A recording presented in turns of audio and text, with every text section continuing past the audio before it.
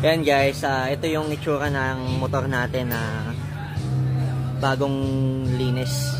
Yan. Yan. Hindi pa natin siya pinapahiran nung in-order natin sa Shopee. Nakatitignan natin yung before and after. Medyo namumuti-muti.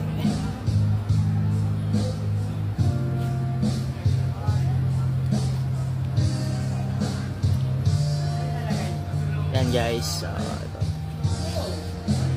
Yan yung itsura niya. Ito nga pala yung gagamitin natin guys, yung i-spray natin sa mga flarings ng motor natin. Yung pamamahid natin ito. Fantastic XML. Plastic renewing. Ayan. Ito siya guys. Tatry lang naman natin. Ayan.